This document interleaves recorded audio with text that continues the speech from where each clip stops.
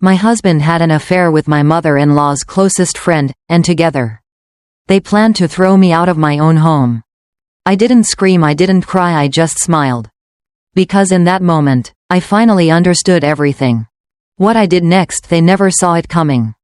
I'm glad you're here. Stay with me until the end. And tell me where you're watching from. I want to know how far this story reaches. The afternoon sunlight filtered softly through the kitchen blinds, casting long shadows across the marble countertop I had polished that very morning. Everything looked the same house I had lived in for over 20 years, the same quiet hum of the refrigerator, the same family photos lining the wall. But something had shifted. At 68, I had learned to trust silence more than words. And lately, there had been far too much silence. My husband, Daniel, had started coming home later than usual. At first, it was small things. A missed dinner here, a vague excuse there, work ran late, client meeting, traffic was terrible, the kind of explanations you don't question when you've spent decades building a life with someone. And then there was Margaret, my mother-in-law. She had always been involved.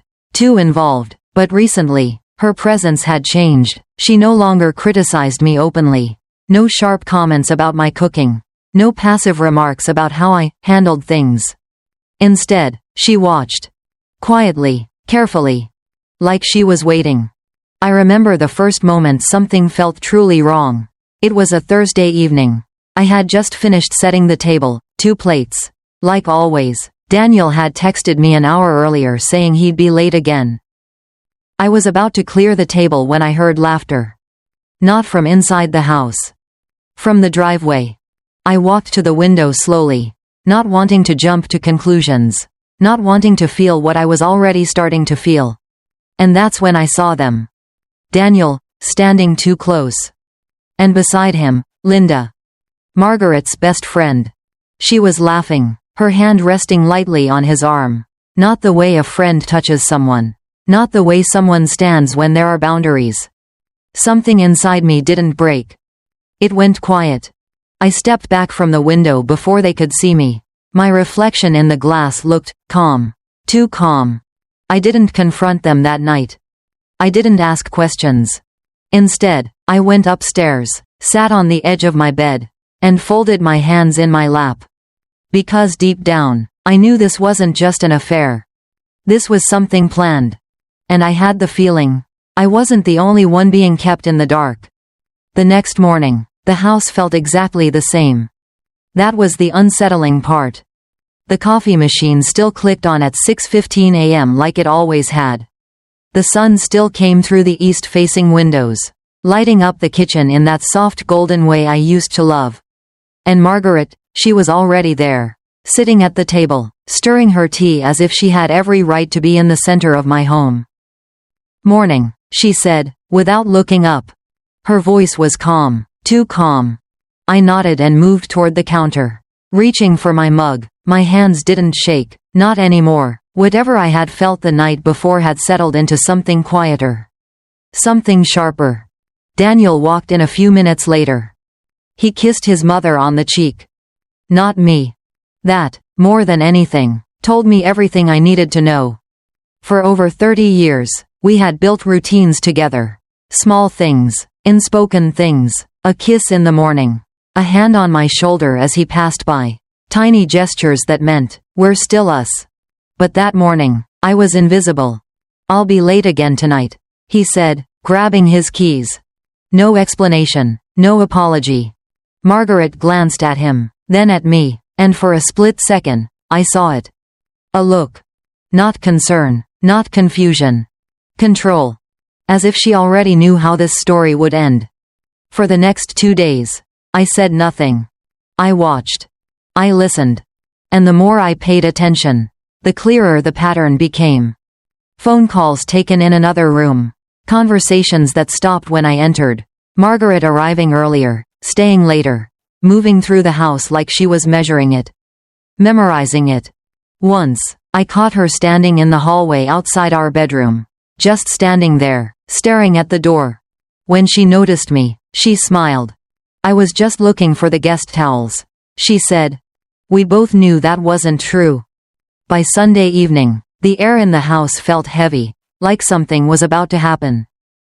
Daniel asked me to sit down at the dining table. Margaret was already seated. That alone was enough to tell me this wasn't a conversation. It was a setup. Daniel cleared his throat, avoiding my eyes. "We've been thinking," he began. "We." Margaret folded her hands neatly in front of her. Her posture straight, composed, like someone about to deliver a decision that had already been made.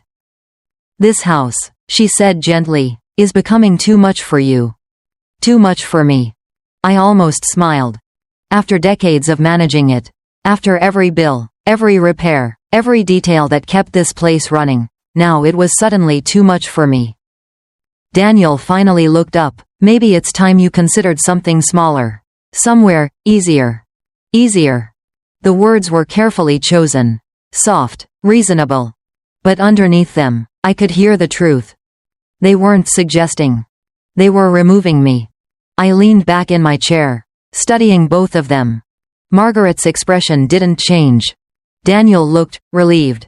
That was the moment it became clear. This wasn't just betrayal. This was a plan. And they thought I hadn't noticed.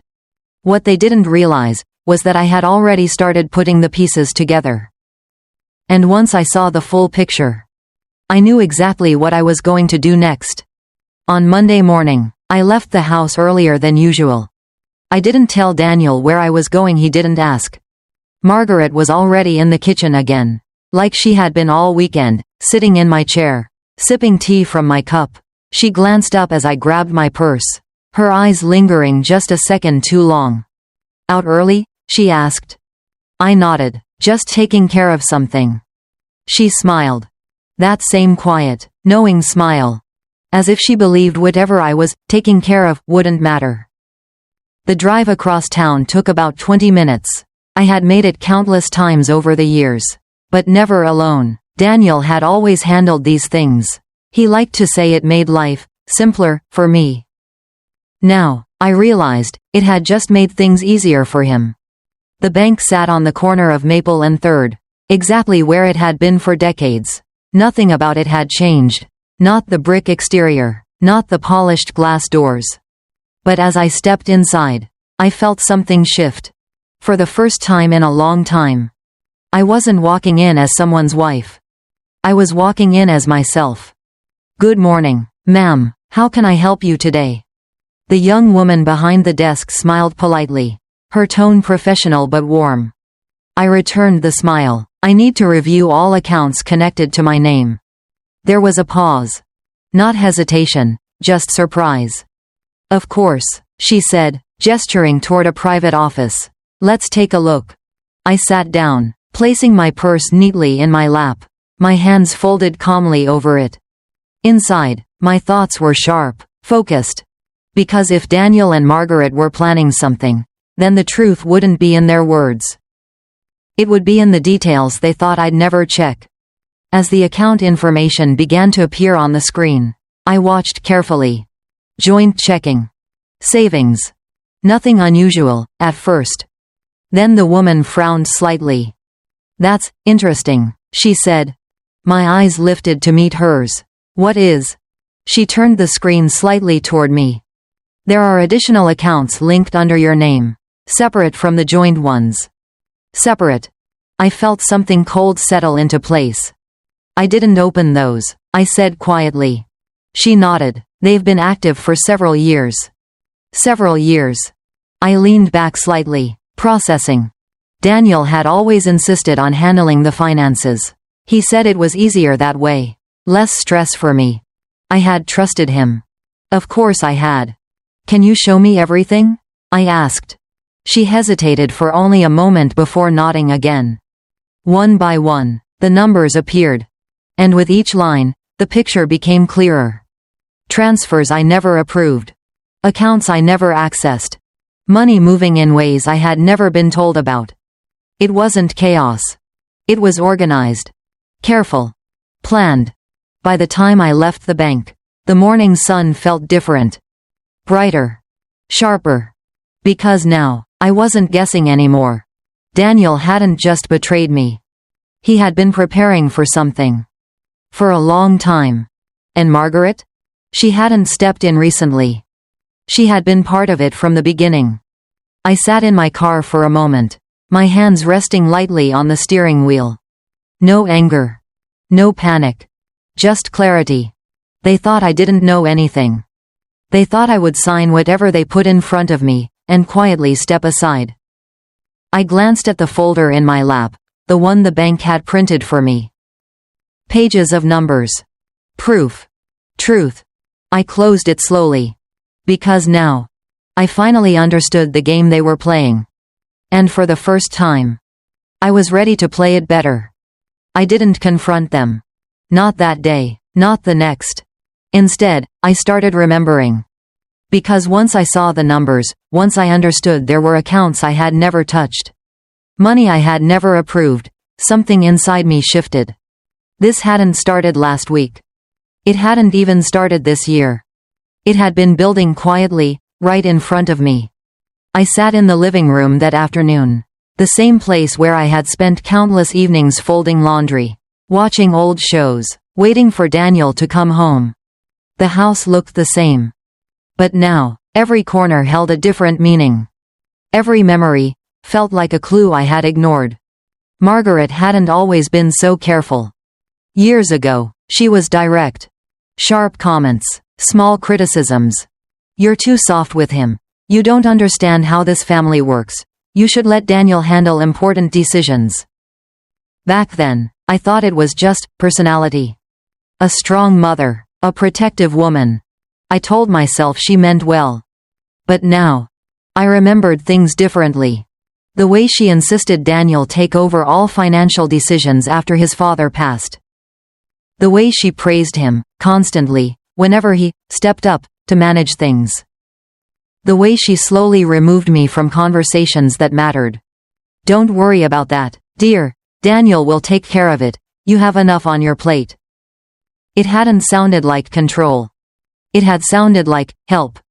And Daniel? He hadn't changed overnight. It was gradual. So gradual, I hadn't noticed the moment I stopped being his partner, and became someone he updated when necessary. Less eye contact. Shorter conversations. Decisions made without me, then explained to me. Not with me. I told myself it was normal. That long marriages go through phases. That people grow quieter with time. But then there was Linda. Margaret's closest friend. She had been around for years. Holidays, dinners, family events. Always smiling, always polite. Always just a little too comfortable. I remembered how she used to compliment Daniel. "Such a dependable man. You're lucky to have him." I used to smile when she said that. I thought it was harmless. Now, I remembered the way Margaret would watch them both when Linda spoke. Not surprised. Not uncomfortable. Just aware. I leaned back in my chair, staring at the family photo on the wall. 3 of us. Me, Daniel, and Margaret. Taken 10 years ago. We looked complete. But now I saw it differently. I wasn't in the center. I never had been. That was the hardest part to accept. Not the betrayal. Not even the affair. But the realization that I had been slowly, quietly, moved out of my own life. Replaced without being told. Included, only when it was convenient. I was never part of their plan. I whispered to myself. The words didn't hurt the way I expected. They settled. Like truth does. Upstairs, I could hear Margaret moving around in the guest room. Drawers opening, closing. Like she belonged there. Like she had always belonged there. I stood up slowly. Not rushed, not shaken. Because now, I wasn't confused anymore. I wasn't guessing. I wasn't hoping things would go back to the way they were. There was no way they were. There was only what had been happening, all along. And now that I could finally see it clearly, I knew one thing for certain. I had been playing the wrong role in their story. But that was about to change. 2 days later, they asked me to sit down. That alone told me everything. Daniel never asked anymore. He informed. He decided. He moved forward, but this time, he asked. Which meant. This wasn't a conversation. It was a conclusion. Margaret was already seated at the dining table. Of course she was. Her posture was perfect, hands folded neatly, chin slightly raised. She didn't look at me right away. She didn't need to. She already believed she had won. I took my usual seat across from them, smoothing my hands over the tablecloth. The same table I had set for decades. The same place where birthdays were celebrated, where holidays were shared. Now it felt like a courtroom. Daniel cleared his throat. We've been talking, he began. Again, we. I said nothing. Margaret finally looked at me, her expression soft, almost kind. But I had learned something recently. Soft didn't mean safe. This house, she said gently, has become too much responsibility. There it was again. The same line. The same carefully chosen words. Too much for me. Daniel leaned forward slightly, his voice calm, rehearsed. We think it might be better if you moved somewhere smaller. Somewhere easier to manage, maybe a senior community, with support. Support. I almost smiled. After everything I had managed on my own, now I needed support. I looked at both of them, letting the silence stretch just long enough to make them uncomfortable. Not long enough to raise suspicion. Just enough. And this is what you both decided? I asked quietly. Daniel nodded quickly, relieved I wasn't arguing. Margaret didn't nod. She simply watched me. Waiting. Measuring. There are also some documents. Daniel added, reaching into a folder beside him. Just standard paperwork. It'll make the transition easier. He slid the papers across the table. I didn't touch them right away. I didn't need to. I already knew what they were. Instead, I leaned back slightly, studying his face. He couldn't meet my eyes. That told me more than anything written on those pages ever could. Margaret spoke again, her tone still calm. We're only thinking of what's best for you. Of course. That was always the way. Not control. Not removal. Just concern. I reached forward then, finally placing my hand on the papers. Lightly. As if they meant nothing. I'll need some time to review these, I said. Simple. Reasonable. Unthreatening. Daniel exhaled, tension leaving his shoulders. Of course, he said quickly, take your time. Margaret's eyes narrowed, just slightly. She had expected resistance. Emotion. Maybe even tears. But I gave her none of that. I stood up calmly, gathering the documents without rushing. I'll let you know, I added. Then I turned and walked away. No argument. No questions. No reaction. Upstairs, I closed the bedroom door behind me and placed the papers on the bed. I didn't open them immediately. I didn't have to. Because now, I understood exactly what they were trying to do. This wasn't about helping me. This was about removing me. Cleanly. Legally. Quietly. I sat down at the edge of the bed, my hands resting in my lap. Still steady. Still calm. Because they had made one very important mistake. They thought I didn't know anything. They thought I would read those papers, feel overwhelmed, and sign. I glanced at the folder from the bank, still sitting on my nightstand. Untouched since that morning. Proof. Truth. Power. I let out a slow breath.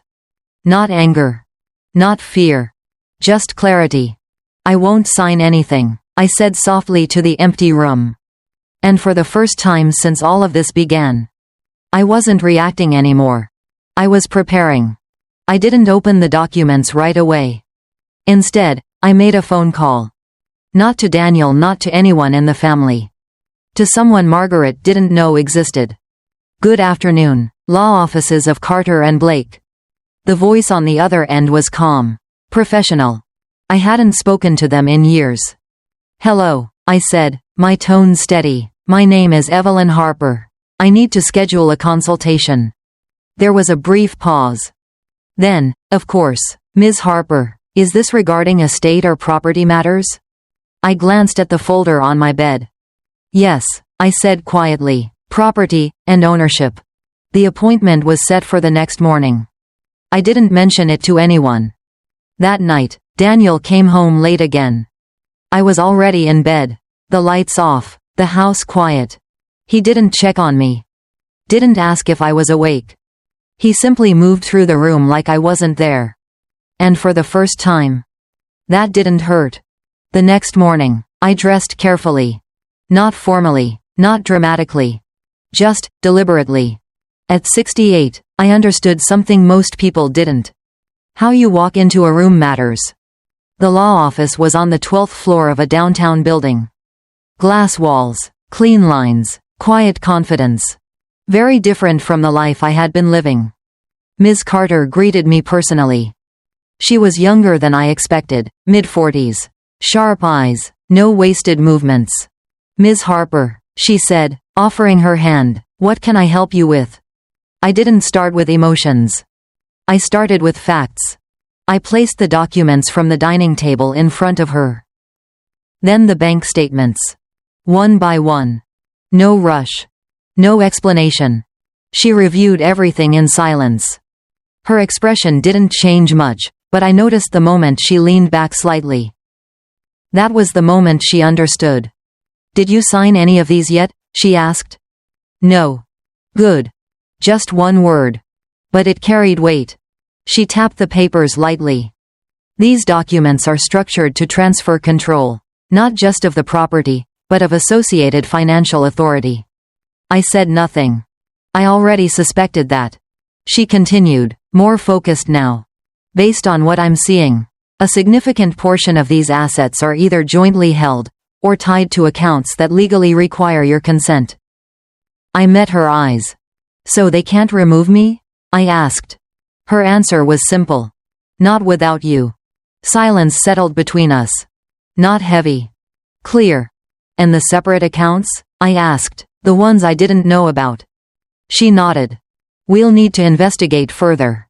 But from an initial review, those accounts appear to be connected to long-term financial structuring." "Meaning?" She held my gaze. "Meaning someone has been planning ahead." I almost smiled. Yes. They had. I gathered the papers slowly, placing them back into the folder. Neatly. Carefully. "What would you like to do?" Ms. Carter asked. That was the question. The real one. I stood up, adjusting my sleeve. "I don't want to react," I said calmly. "I want to understand everything first." She nodded. "Then we proceed quietly." When I left the building, the city felt different. Louder. Clearer. Alive in a way it hadn't been before. Because now, I knew something they didn't. I wasn't trapped. I wasn't powerless. And I wasn't alone. Back at the house, Margaret was waiting. Of course she was. Sitting in the same chair. Watching the door as I walked in. "Busy morning?" she asked. I met her eyes. And for the first time, I didn't look away. "Yes," I said. "Very." I didn't say anything to them that evening. I cooked dinner like I always did. Set the table, placed the plates exactly where they had always been. Margaret watched me from across the room, her eyes following every movement. Daniel came home late again.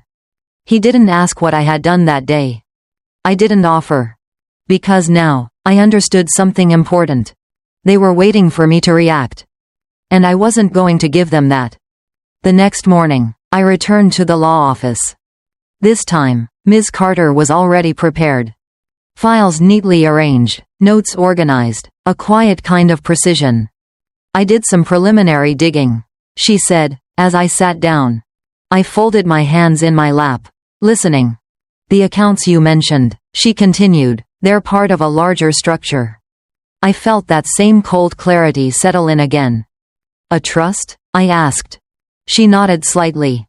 "Not just a standard trust. A layered one, designed to move assets gradually, without drawing attention." Gradually. Without attention. I let the words sit for a moment. Because that's exactly how everything had felt over the years. Slow. Subtle. Almost invisible. "And who controls it?" I asked. Ms. Carter looked at me carefully before answering. That's the interesting part. She turned one of the documents toward me. On paper, Daniel appears to be the acting manager. Of course he did. But, she added, tapping the page lightly, the primary authority, the final decision maker. She paused. Then looked directly at me. As you. I didn't react right away. Not because I was surprised. But because everything suddenly made sense. All those years of Margaret pushing Daniel to handle things. All those quiet shifts in control. All those decisions made without me. They weren't removing me.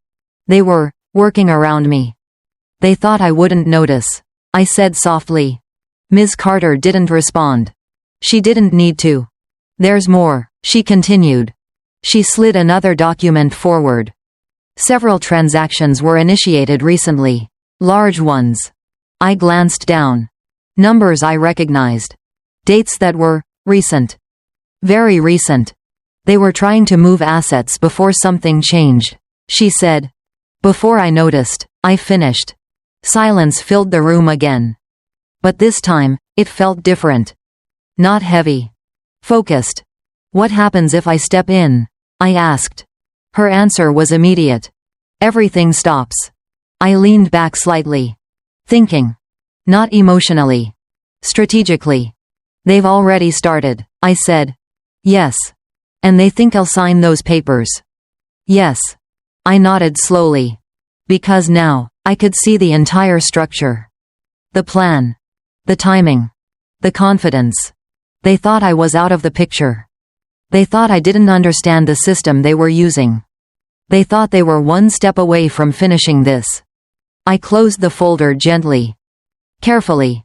I don't want to stop them yet, I said. Ms. Carter raised an eyebrow slightly. I want to see how far they go, I continued. Because the further they go, the clearer it becomes.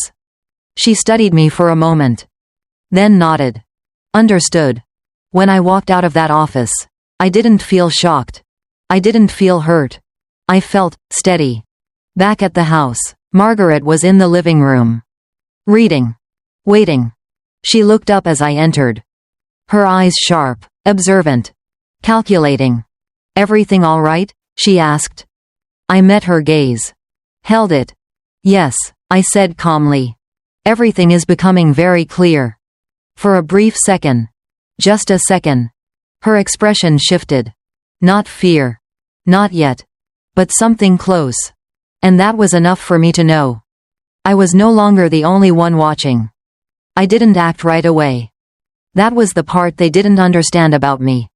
They thought silence meant weakness. They thought patience meant surrender. But patience is where power grows. That evening, I sat at the kitchen table with a notebook. Not the one I used for groceries or reminders. A clean one. Blank pages. Because if they had been planning this for years, I was going to map it in days. I started with dates. Transfers from the bank records, large withdrawals, unusual activity. Then I added what I remembered. Late nights, missed dinners, Margaret visiting more often, Linda showing up at random times. At first, it looked scattered. Disconnected. But the longer I sat there, the clearer the pattern became. Everything aligned. Not randomly. Strategically. Margaret didn't just interfere in my marriage. She orchestrated it. I drew a line through the center of the page. On one side, what they did. On the other, what I could prove. Because feelings didn't matter anymore. Proof did. Upstairs, I could hear Daniel moving around. Drawers opening, closing. Like nothing had changed. Like everything was already decided.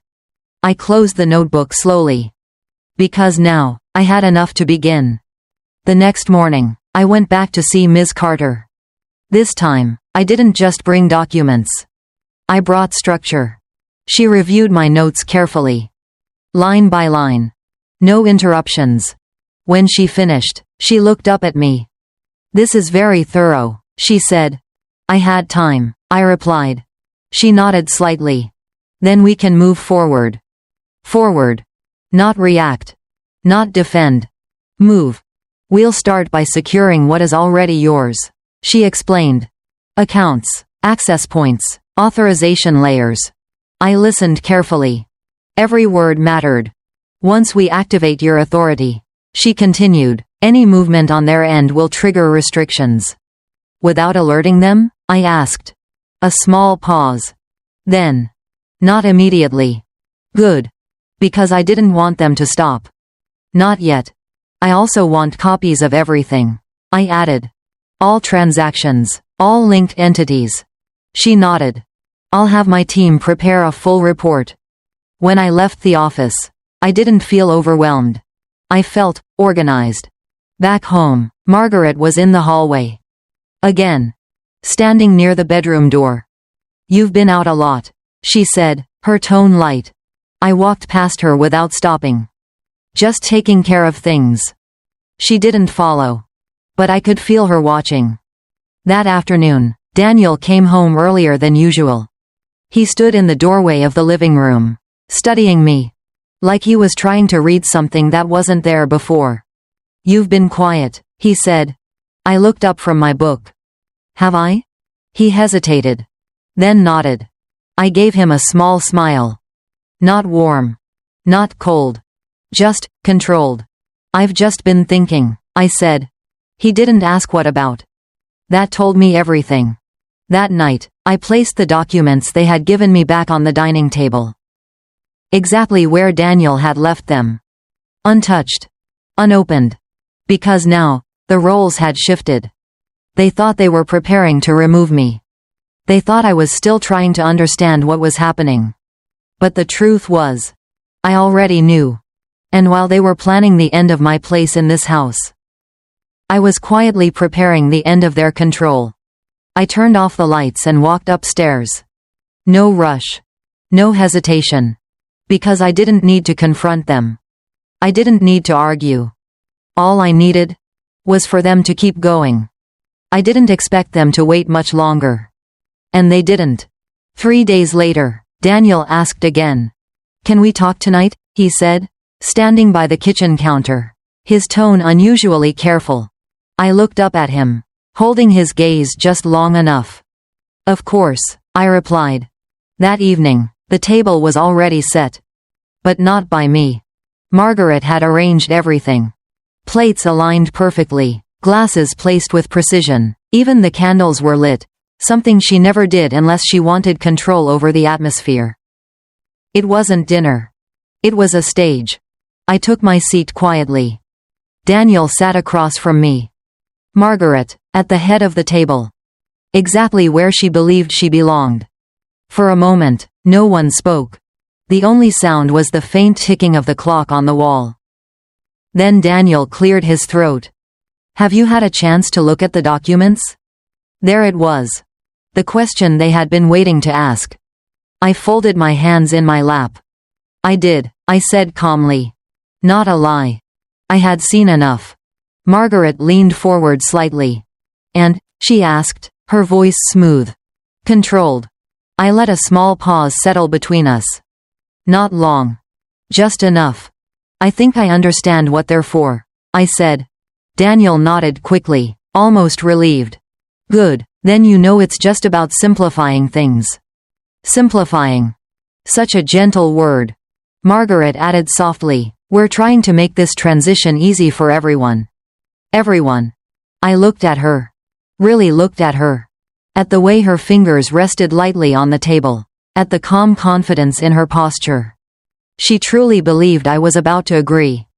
And when exactly? I asked, my voice steady. Did this become your decision? The question hung in the air. Daniel shifted slightly in his seat. Margaret didn't. It's not just my decision, she said evenly. It's what's best for the family. The family. I nodded slowly, as if I was considering her words. And Linda? I asked. That was the moment everything changed. Daniel froze. Just for a second. But it was enough. Margaret's expression didn't collapse. It didn't crack. But something tightened. Barely visible. I'm not sure what you mean, she said. Calm. Careful. I tilted my head slightly. Still calm. Your friend seems to be spending a lot of time with Daniel lately. Silence. Heavy this time. Daniel looked down at the table. Margaret's eyes stayed on me. "You're misunderstanding things," she said. Of course I was. That was the story they had prepared. I gave a small nod. Maybe. Another pause. Longer now. More uncomfortable. Daniel finally spoke, his voice lower. "This isn't about that." "No. Of course it wasn't. Not for them. It's about the house," he added quickly, "the paperwork." I leaned back slightly in my chair. Relaxed. Unbothered. "Of course," I said. "Then let's talk about the house." Margaret straightened just a little. "Regaining control. Or trying to. The sooner we finalize this," she said, "the smoother everything will be." I reached for the folder beside me. The one they had given me. Still perfectly closed. My fingers rested on it lightly. "I agree," I said. And for a brief moment, they both relaxed. That was their mistake. Because they thought I was about to give in. About to sign. About to step aside quietly. Instead, I looked up. Met both of their eyes. "But before I sign anything," I continued softly, "I think there are a few things we should clarify." The room went still. Because something in my voice had changed. Not louder. Not sharper. Just certain. And for the first time. They weren't the only ones in control of the conversation. I didn't raise my voice. I didn't need to. "I think there are a few things we should clarify," I repeated, my fingers still resting lightly on the folder. Daniel shifted in his seat. Margaret remained still, but her eyes had sharpened. "Clarify what?" she asked. Her tone was calm. Too calm. I opened the folder slowly. Not the one they had given me. The other one. Paper slid softly against paper as I placed a set of documents on the table between us. Neatly. Precisely. "What these are," I said, "and what they actually do." Daniel glanced down. At first, his expression didn't change. Then, it did. Margaret didn't look at the papers right away. She looked at me. Studying. Calculating. "These are standard transfer forms," Daniel said quickly. "We already explained that." I nodded. "Yes," I said, "you did." I slid another page forward. "This one is interesting," I added. "A clause that transfers not just occupancy, but financial authority tied to the property." Silence. Daniel's jaw tightened slightly. Margaret finally looked down. "And this," I continued, placing a second document beside it, "links to a set of accounts." I paused. Accounts I didn't know existed. Daniel looked up. Too fast. Margaret didn't move. But I saw it.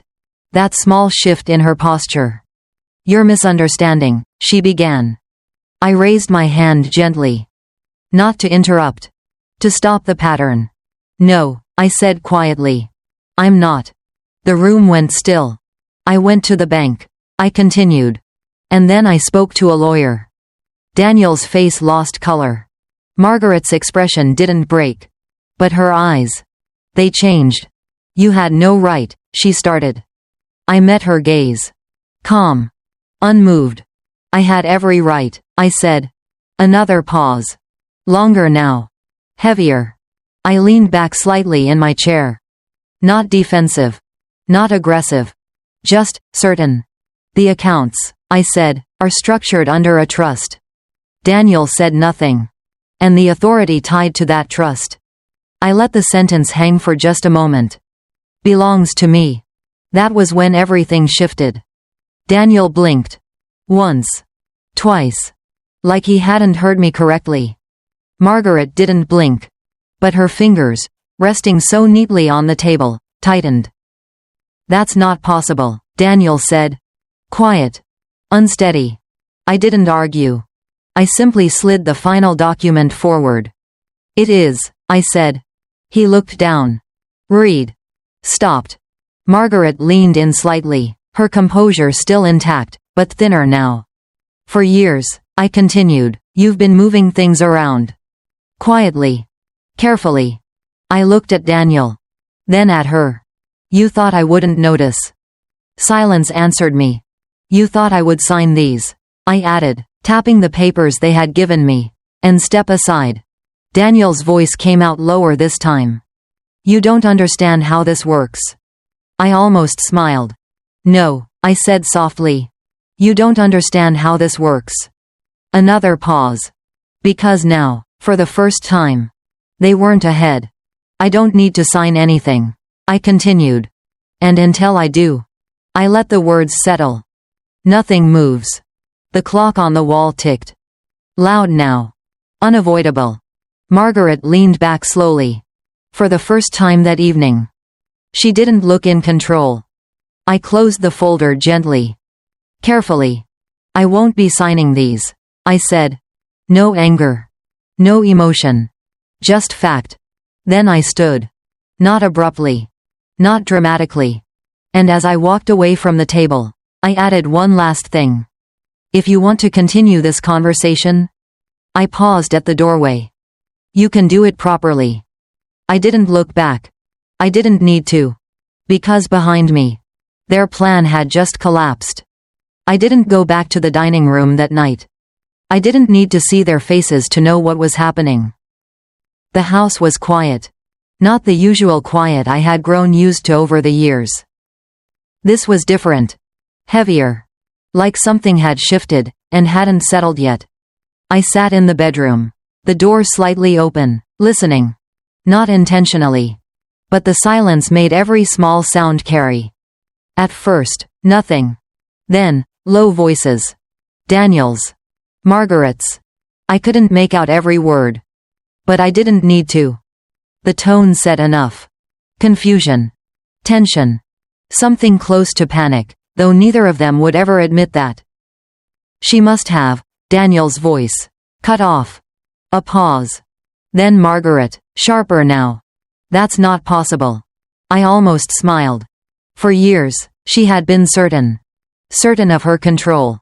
Certain of her influence. Certain that I didn't understand. Now, for the first time, she wasn't certain anymore. I leaned back against the headboard, closing my eyes for a moment. Not to rest. Just to let the reality settle. This wasn't about winning. It never had been. It was about something much simpler. Standing where I had always stood. But this time, without stepping aside. The next morning, everything looked the same again. The kitchen. The table. The light coming through the windows. But the energy had changed. Margaret wasn't in her usual seat. She was standing by the window instead, her arms crossed, her posture tighter than before. Daniel was already dressed for work. Too early. Too prepared. Morning, I said, walking in calmly. Neither of them responded right away. Then Daniel nodded. Brief. Uncertain. Margaret turned slowly. Her expression composed. But thinner now. Less effortless. You went behind our backs, she said. No greeting. No softness. I poured myself a cup of coffee. Took my time. I handled my own affairs, I replied. She stepped closer. Not aggressively. But with intent. You've complicated things, she said. I looked at her. Really looked at her. No, I said quietly. I clarified them. Silence. Daniel shifted near the doorway. Like he wanted to say something. But didn't know how. Margaret studied me for a long moment. Trying to find the version of me she was used to. The one who stayed quiet. The one who stepped back. She didn't find her. This doesn't change anything, she said finally. I took a sip of my coffee. Calm. Steady. It changes everything, I replied. Another pause. Because deep down, she knew I was right. Daniel picked up his keys. Too quickly. We'll talk later, he muttered, avoiding both of our eyes. He left without another word. The front door closed. And for the first time in years, the house felt like it was holding its breath. Margaret didn't move. Didn't speak. And I didn't fill the silence for her. Because I wasn't reacting anymore. I wasn't explaining. I wasn't defending. I had already said everything that mattered. After a while, she turned and walked out of the room. No final comment. No attempt to regain control. Just quiet. I stood there alone in the kitchen, the cup still warm in my hands. For years, I had lived in this house as if I needed permission. To speak. To decide. To exist. Now, that feeling was gone. Not replaced by anger. Not even by relief. Just something simpler. Clarity. They had built their plan slowly. Carefully. Quietly. But they had built it on one assumption. That I wouldn't stand up. And now that I had, everything they thought was stable was starting to shift. I didn't rush anything after that morning. I didn't need to. Days passed. Then a week. The house grew quieter with each one. Not tense. Not loud. Just empty in a way it had never been before. Daniel stopped staying late. But he didn't come home early either. When he was there, he moved carefully, spoke less, watched more. Like someone trying to understand how everything had shifted, without knowing when it happened. Margaret visited less. And when she did, she no longer sat at the head of the table. She no longer moved through the house like she owned it. She stayed near the door. As if, for the first time, she understood, she didn't belong at the center anymore. We didn't have another meeting. No more papers were placed in front of me. No more soft words about what's best. Because they knew. One afternoon, Daniel finally spoke. We were standing in the living room. The same room where nothing had changed, and everything had. I didn't think you'd, he started. Then stopped. I looked at him. Calm. Waiting. I didn't think you knew, he said finally. There it was. The truth. Not about the money.